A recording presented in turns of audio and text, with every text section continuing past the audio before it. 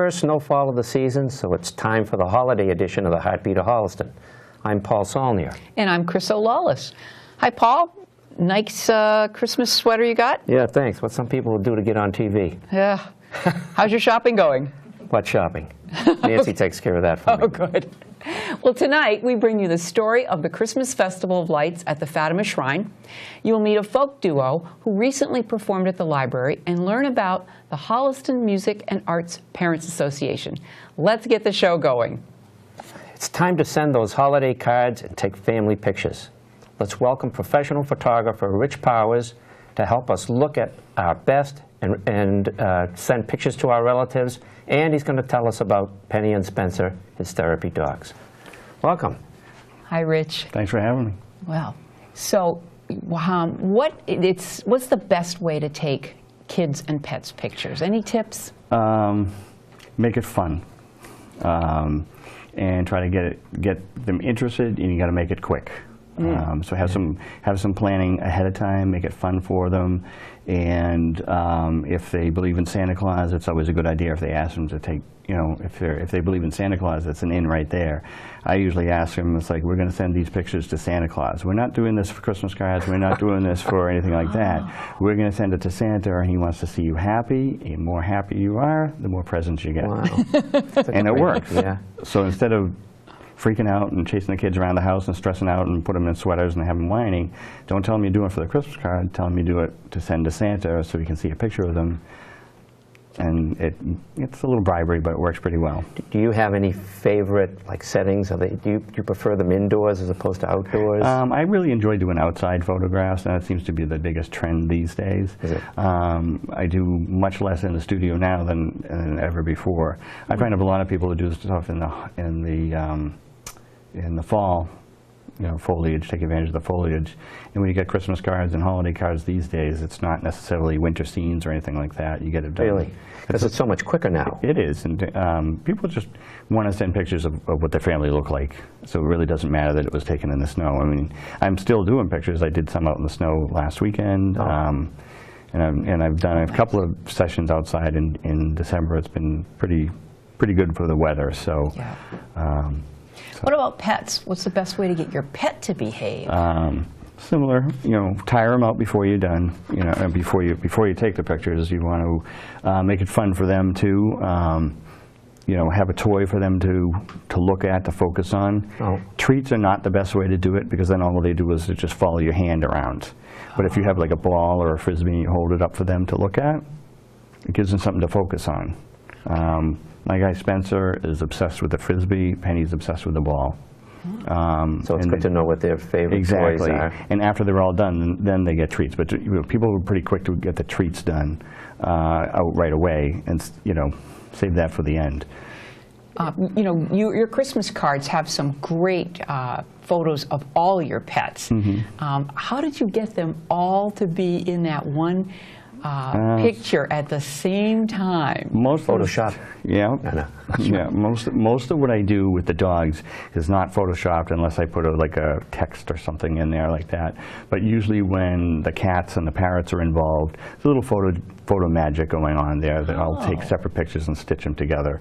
My current Christmas card this year, there's a picture of them all laying down with the cats in them and the bird. Yep. The two dogs and one of the cats was actually in one photograph, and then the other cat, my wife's hand is holding the cat down because she just kept wanting to leave. And then the parrot, he's just kind of in his own little world, so we just photographed him separately and just stitched it together. Double the trouble to get pets and kids in the same picture? Yes. Yes, it is. But a lot of what I do these days is I'm looking for clean backgrounds so that when I go to give them the final images, I'll give them more to choose from, and I can literally take one child from one photograph, put it in the other. Okay. It makes it a lot less stressful for mom and dad. Yeah. Good. But what about the average home person with just the iPhone? They're not going to be able to do all that. Probably not. So what you want to do is again, go right back to make it fun for them. This is not a chore. Nobody wants to have their picture taken. But if they're having their picture taken for grandma or for Santa Claus or something, it makes it a little bit more fun for them. So, and as part of the planning ahead, would you recommend more than one session? If it doesn't work, try another session. Don't freak out and get all stressed out on the kids because they're going to pick up on it. It's not going to help. Okay. So you know what? You just end it and do it again. But try to make it as fun for them as possible. Great.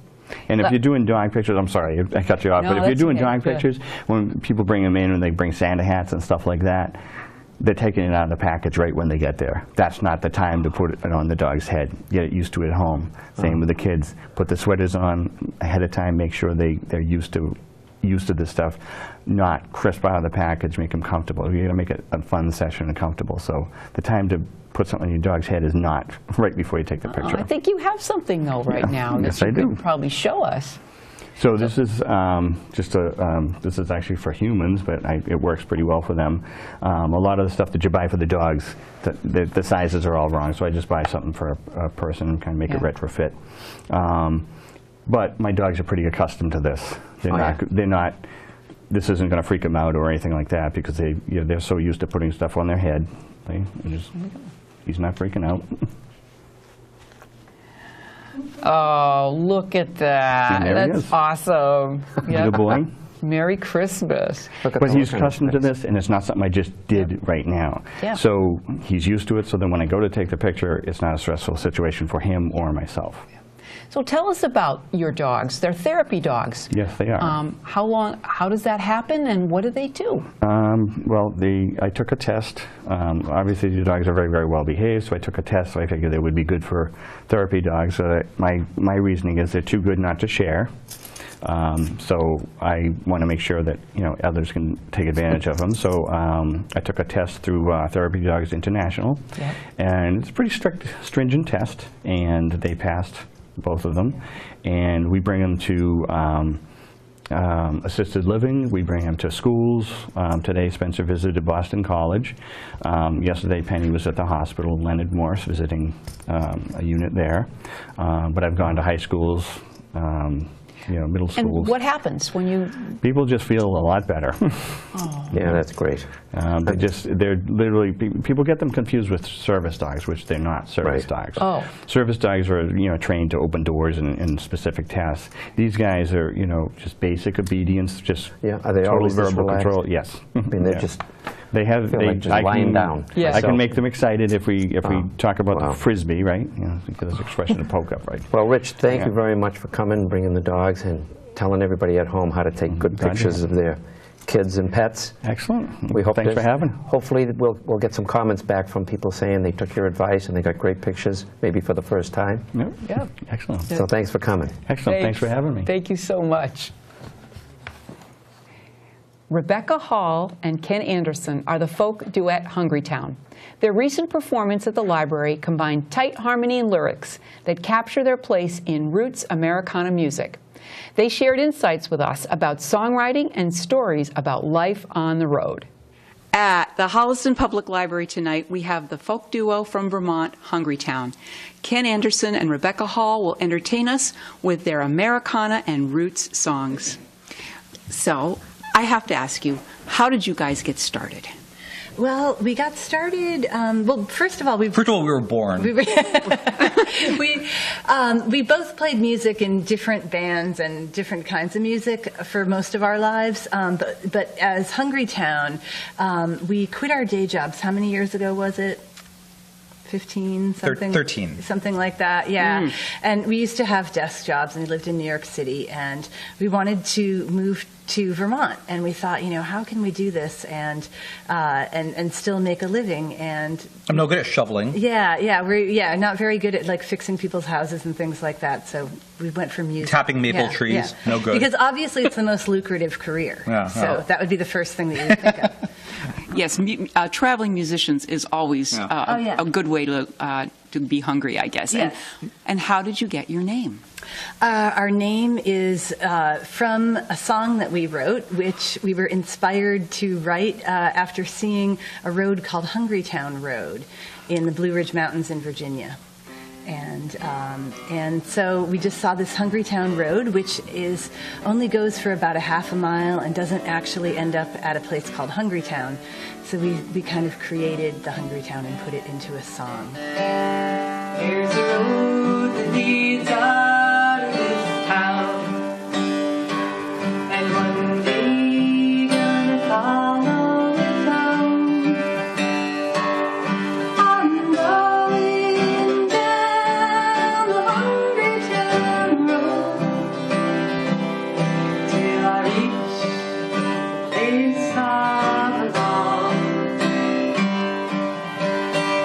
then we call ourselves that. And then we just thought that could be our name. So. What are the main influences in your music? We love Nick Drake. We love Townes Van Zandt, Sandy Denny. 60s Brit pop, Simon and Garfunkel, a lot of obscure stuff, Jackson C. Frank, the British folk guitar players, Bert Jansch, Pentangle, John Renbourn, Fairport Convention. Oh, yeah, yeah.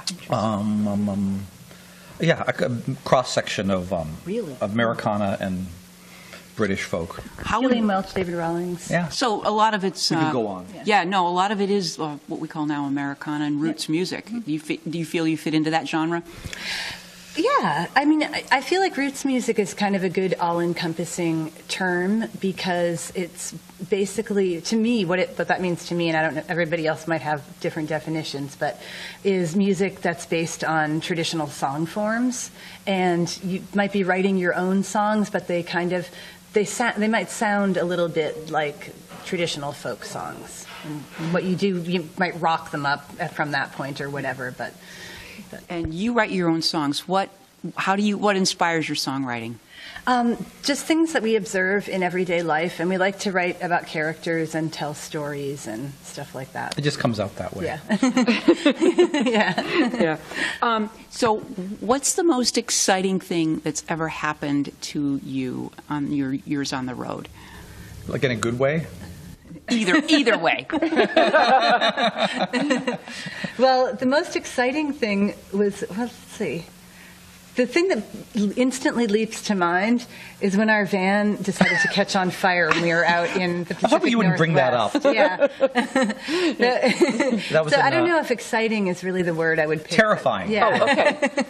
Yeah. But it didn't last. We got the fire out. Yeah. But we have a camper van called the Blue Meanie.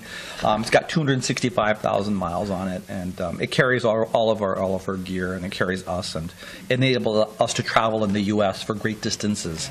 Yeah. And then it's a lot of fun. Has solar panels, and it's all very green and groovy. But, except when it's on fire. Except when it's on fire. So you've also had some successes. I understand some of your music has been used on TV. Some of the songs have been used on the show Portlandia. One of the songs that we're going to play tonight was used on a TV show called Lady Dynamite. What will you eat tonight, my love? What will you eat tonight? The rose of the briar. What will you eat tonight, my love? What will you eat tonight? The rose of the briar. Life on the road. How does that work out? What's the good, the bad? The good part is we love to travel, and we actually make fairly good traveling companions. I should mention that Ken and I have been married for 23 years. So he hasn't gotten divorced yet. No, so. I know, yeah. Well, and there's always tomorrow. That was largely due to the invention of GPS technology. So it kept us together. So we enjoy the travel, and we kind of try to make our schedule not too crazy so that we can still enjoy the places that we go to. That being said, our first tour of this year lasted 6.5 months. Yeah. And covered most of, the perimeter of the United States for the most part, and New Zealand and the UK. All in one tour. That's amazing. What was your favorite place on that tour?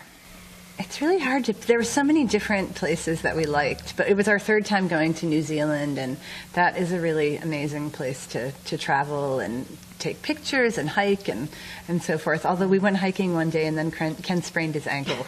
Yeah, it was a bad one. I'm still recovering. Yeah. So you play a lot in libraries. We do. Why libraries?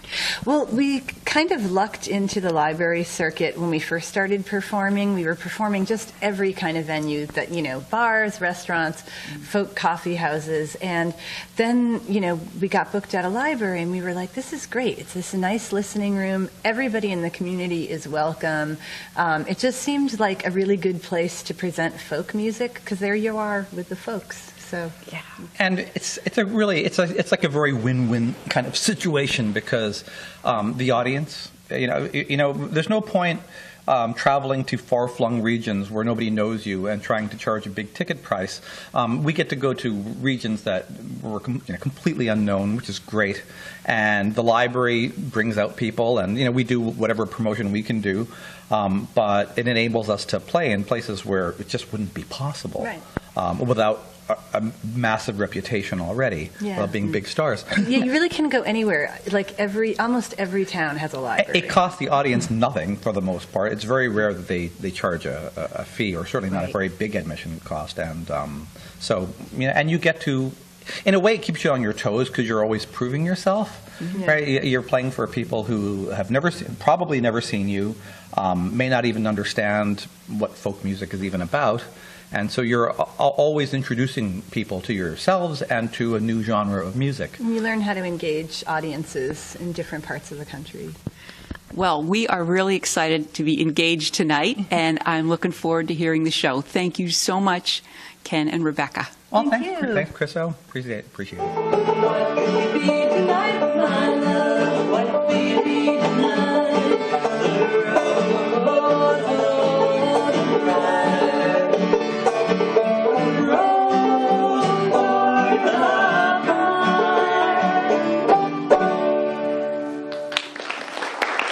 This is Chryso Lawless for the Heartbeat of Holliston. They are such an engaging and talented couple. You can follow them on Facebook. And the library has some exciting author events coming up in January. Be sure to attend on January 18th when author Stephanie Chryso presents her book about the tragic Boston Coconut Grove fire of 1942. Don't miss Local Author Day on Saturday, January 20th. This is an opportunity to get your book published and to meet and support several local authors. Check the library website for details at www.hollistonlibrary.org. Sorry. So one of Holliston's many booster clubs is the Holliston Music and Arts Parents Association, or HMAPA. Let's find out how they support the fine and performing arts in our public schools. The arts are alive in Holliston Public Schools, and we're here to find out how it happens. Allison and Terry, how does the HMAPA support the music program? Well, our main function is as the booster club for the fine and performing arts. We fundraise, and all of our membership dues, all of that goes back to the kids in the form of scholarships for graduating seniors, but more importantly, for grants that we give to the teachers. Some of the basic necessities that they need that aren't necessarily covered by the budget. That can be something as simple as clay for an elementary art class, right up to this band. This year, the band was able to, was it a xylophone? And some posture chairs. Yes, the posture chairs at the middle school. So you do you support all the music programs from K all the way up to high school. Yes, we do. Mm-hmm. How did that get started? You were talking about that earlier. Our organization started as the Holliston Music Parents Association, and the biggest thing that they did was to help with the pep band, and then also when Stu started taking the kids to Disney for the annual trip, or semi-annual, biannual, semi-annual? Yeah, every 2 years. Every 2 years trip. We helped fundraise. We helped give the kids a way to fundraise to help pay for that trip. A few years in, it became clear that we wanted to include all of the arts, the fine arts as well, and so we expanded our mission and changed our name to incorporate the arts as well. That's a big order for you folks. How do you join the organization? Well, it's as simple as going on to our website, hollistonmusicandarts.org, and you can join online. Just fill out the form. A family membership is only $20 a year. And as I said, all of that money goes, your membership fees and everything goes right back to the kids. Mm-hmm. And what have you accomplished in the past? What are some of your finest accomplishments that you can think of? Well, in addition to giving out the scholarships to the seniors and annual grants to the teachers, one of the biggest projects that we undertook in recent history was helping to finance the new music lab here at the high school. We helped to raise over $50,000 to buy equipment, computers and desks, so that the high school here could have a really state-of-the-art lab to have classes taught in, and then also to use for students to do recording projects, or things extracurricularly as well. Yeah. And how does that help the students do? Where does that put you? It really brings us up to the 21st century. So much of music today is technology-based, and we didn't have a music lab that would allow us to do anything from piano class to music theory and the music writing programs that are there, or working with recording skills. And so now we have the new Mac Lab, 16 stations, and we're able to use that to support over half of our classes that we teach. And the kids are in there almost all day long, working with this current equipment, which is the industry standard in music writing, in music recording. We have pianos in there for the piano classes. Students are able to do individual projects if they're doing something for either one of our classes or another class in the building. So it's very well used. Yeah, I bet this gives a whole new meaning to music class for today's students, doesn't Yes. it? Yes. And has the interest in music gone up since then? We have started seeing in the year and a half that we've really been using the lab for class, new faces coming down. They hear that this new lab down there that allows us to do this, that, and the other thing. And it takes some of our academic classes, for example, our music and movies class, which we teach in the chorus room, this room, and we talk about how scores work with movies and how that whole thing works together.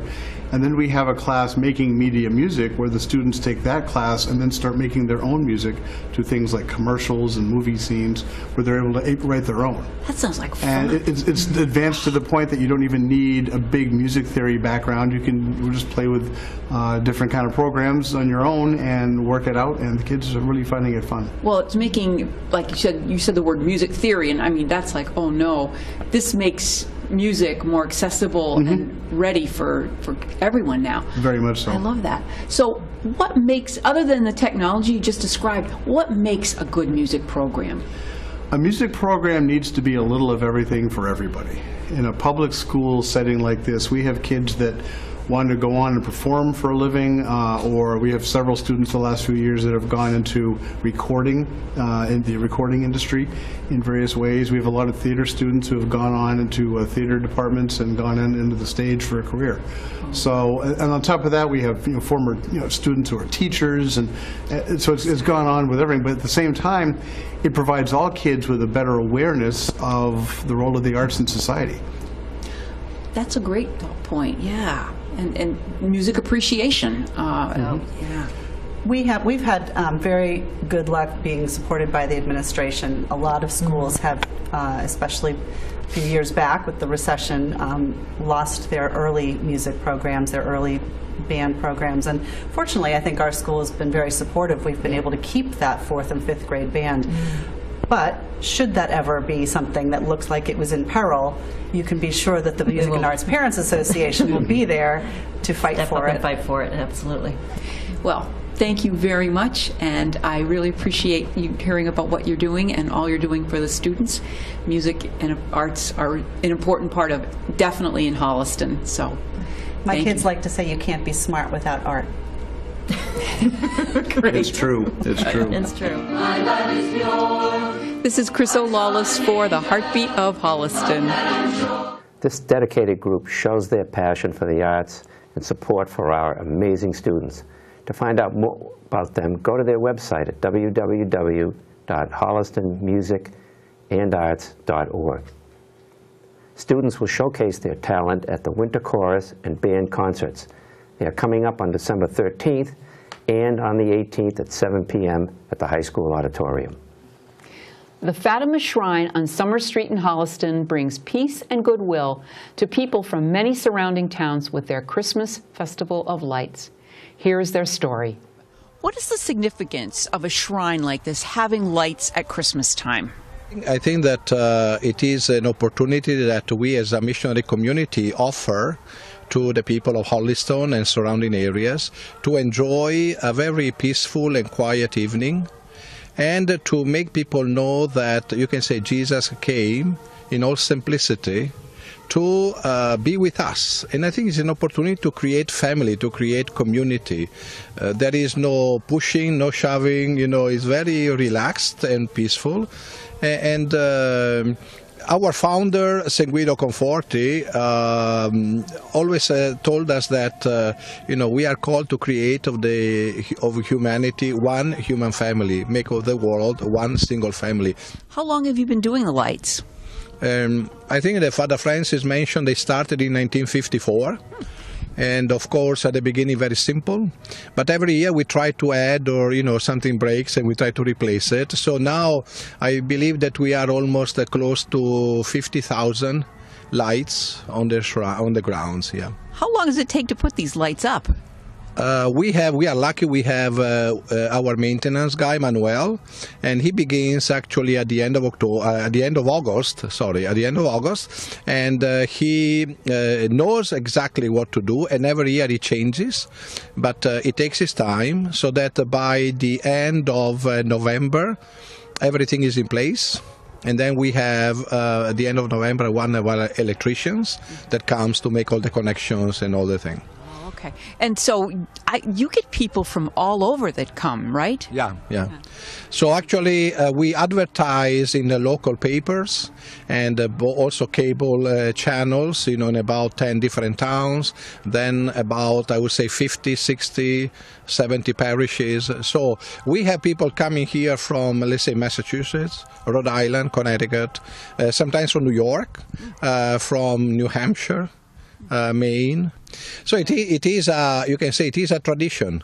And as a matter of fact, when we meet, like usually I am outside directing traffic, and somebody would come up to me and say, I have been coming here with my mom, and now I'm coming with my grandchildren. So they've been coming for 50 years maybe. And it is a family tradition, How did the shrine get located here in Holliston? Well, when the community came here in 1947, we bought an old abandoned farm, and that's what this was. And so they decided to have a seminary here. We don't take parishes or any of the institutions in America or in Europe. We only work as a community directly pastorally in Africa, Asia, and Latin America. So to keep us busy, Cardinal Cushing said, why don't you have a shrine? Because he's the one who invited us back in the 40s. So the altar right near us was dedicated in 1950, which was the Marian year for Mary. So it really fit. And the Fatima message is kind of a mission message, praying for world peace, and certainly that's what we're working towards today. So that's kind of why we're here. Our own guys actually planted the trees, you see. Father Maloney, our first American who just passed away, was a student way back 70 years ago. And Father Henry, who was our first superior here, was a bit of an artist, so he's the one who landscaped all this. Now, what else goes on here at the shrine? It's your home base, but what do the citizens of Holliston and surrounding communities, what's available to them here? Well, in 1975, that's when we made the hall and the church. Up until that time, we didn't have any indoor facility, so everything was a summer or a spring, late spring, early fall event. In those days, we had many children's pilgrimages and other activities where buses would come, and those were the days when that kind of happened. We built the church and the hall in 1975, so we've been able to have year-round events. We do sponsor retreats for confirmation children. That's what I do. Other groups can come and use the hall and the church. We've been moving into a lot of activities on interreligious dialogue. So we've had, once a year, we've had an interreligious event, either a panel or a presentation. This past year, we had a whole series of interreligious opportunities looking at Mary through the eyes of different religious traditions, not just ours. We don't have a monopoly on Mary. We had the Muslims come and speak about how they perceive Mary, the Coptics, the Orthodox, and the Episcopalian. So what's next for the shrine? What are your future plans, or what are you going to keep on doing? Well, we're going to try to spruce it up because it is getting a little dated. We have a few other things we have in mind, like probably putting together a labyrinth walk is one section that hasn't been developed and would like to develop it. That again, offering another prayer experience. It's a kind of a sacred walk to the center that many retreat houses and other places have. And again, because it's a walk towards peace, it's part and parcel of the Fatima message. The website for donations or to learn more about our work is www.xaverianmissionaries, all one word, .org. Well, I really appreciate you taking the time to tell us the history of this very unique place that serves so many people in Holliston and the around communities. And thank you so much, Father. You're welcome. Thank you. Because honest to God, I meet some people at St. Mary's or in other places and they say, we've never been there yet. So I said, well, come on down. You're welcome. Thank you, Chris. The brothers would like to thank the sponsors of this year's lights, Restaurant 45, Petania 2, and the Medway Dunkin' Donuts. You can visit the lights every night from now until December 28th. To find out more about the Xaverian Mission, visit their website at www.xaverianmissionaries.org. Paul, your sweater is flashing. What does that mean? That's Santa calling, saying he's arrived. Oh, ho, ho, ho, ho! Merry Christmas, and Merry Christmas to HCAT. Thank you for inviting me today. Paul, Chryso, good to see you again. Great to see you. It's been a while since you were small, but I still recognize you both. Oh, thank you. Yeah, thanks for coming. I understand you brought a list of... What's this? Well, every year, as you well know, all the kids in town, everywhere around the world, write lists to Santa in hopes of getting what they want. It's always a tough chore. But this year in particular, knowing that I was coming to Holliston today, I thought I'd put together some of the wishes that I've received in the mail in a timely fashion. And we're going to try and address them. And let me just give you a couple of ideas of what some of the people in town have asked for. Laura Rainey and Abel Clark from Silverwood Farm, looking for a pickleball net for Goodwill Park. Oh, that's a fun game. That would be It's great. an up-and-coming game. A lot of kids love it, so it's a great idea. Right. Yeah. And adults like it, too. Absolutely. Yeah. They won't admit it, but they do love it. Yeah. Carol and John Paltineri, they would like bike racks for downtown for the skateboard park. Another great idea. Wow. Then people could go from the rail trail on their bikes and shop downtown. Yep, in a safe environment, it'd be a terrific idea. Yeah. Pam and Tom Farrell, Coffee Haven's holiday wish for Holliston is a dog park for our little furry friends to frolic around and enjoy themselves, similar to the dogs we had on earlier. Another great idea. Yeah. Yeah. Wow, they're all thinking about Holliston here. Absolutely they are. George Snow, what would he like from Santa? George says there's a canal that goes from Lake Winthrop that meanders from Mudville to Factory Pond, and over the years it's become burdened with vegetation and a lot of debris. It's probably been neglected. But he's asking if Santa's elves are available in the summer. It sure lose use a facelift. George says, there'd be less mosquitoes, a lower water table for Mudville, and it would be a more pleasant bit of scenery for the town. Getting the elves back from their vacations, because they have to take some time off, is difficult, but you never know. There are other people out there who might step up and help with that project. Well, and I would add to that maybe gondolas once it's dug out. Absolutely. Oh, a canal, yes. Absolutely. Wow. Another great idea, Paul. Yeah. Jeff Ritter, the town manager. Jeff would like to have peace on earth, goodwill to all men, but he would also like a successful implementation of the town center street lighting project. Wants to be on budget, which we all want, and on time, and also community living, get to know your neighbors, which in Holliston you're well known for, because everyone does know everyone in this town. Yep. Kathy Shore, who's the chair of Holliston and Bloom. Kathy and her committee did a great job recently for the Holliston and Bloom. It's one of the jewels of the Metro West area without question. But after world peace, what Kathy would like to see is a greenhouse to grow all the beautiful flowers that they want to plant in Holliston. Another great idea. Sure, up there next to the Avery. Absolutely, absolutely. Roberta Weiner from the Prana Center. Once again, would like world peace, but she'd like a speedy completion of the downtown street project, a prosperous Christmas for all local merchants, so we can still enjoy our downtown in the coming years. And from Roberta's point of view, that's just so important when you buy local, because we have some great stores downtown, and that's how you keep the town really healthy. It's a terrific idea. Well, if you get two people asking for that, it's going to happen. Absolutely, absolutely.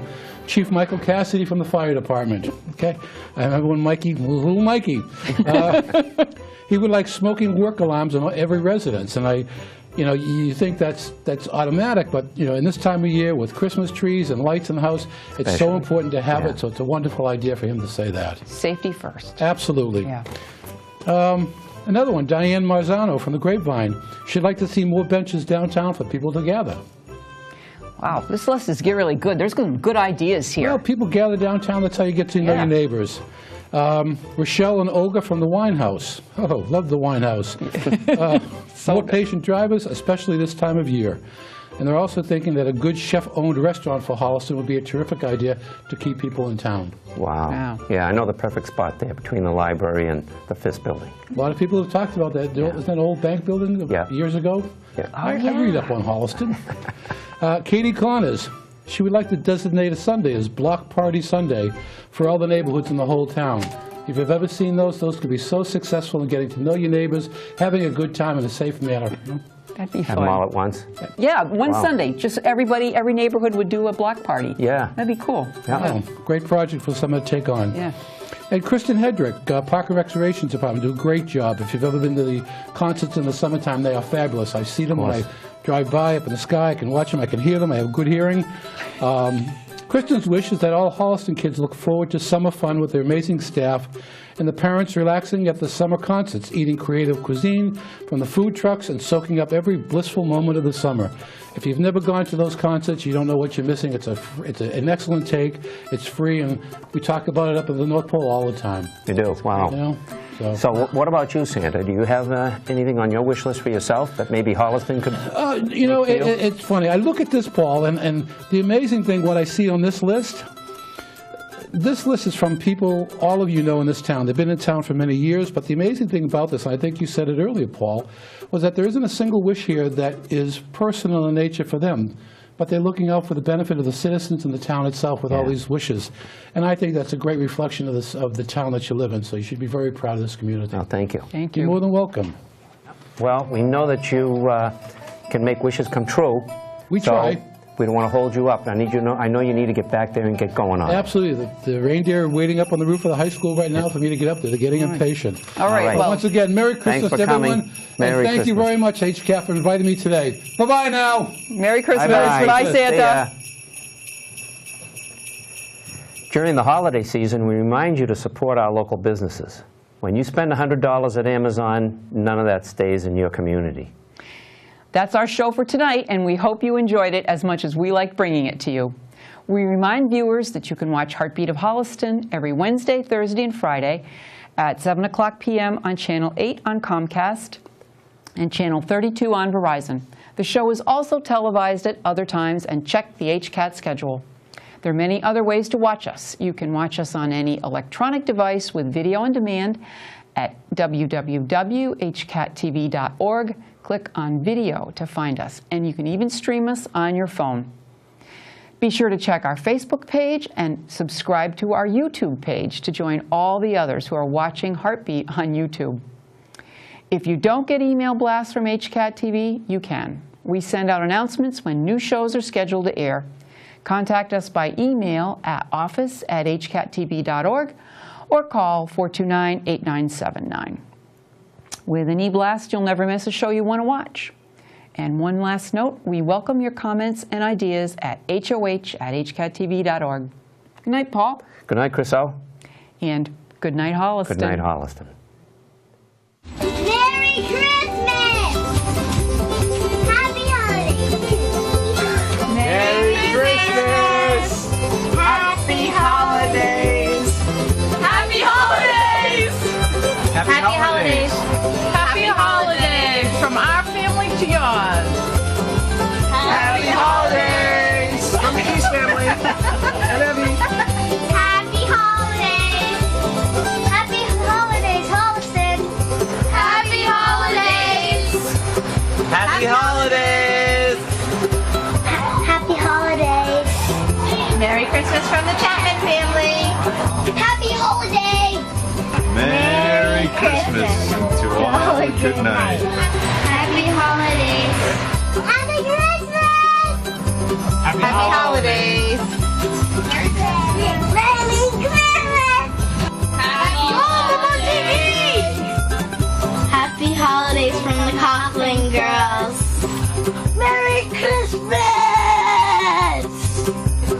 This is the Crazies wishing Holliston some happy holidays. And a Merry Christmas. Merry Christmas! Christmas.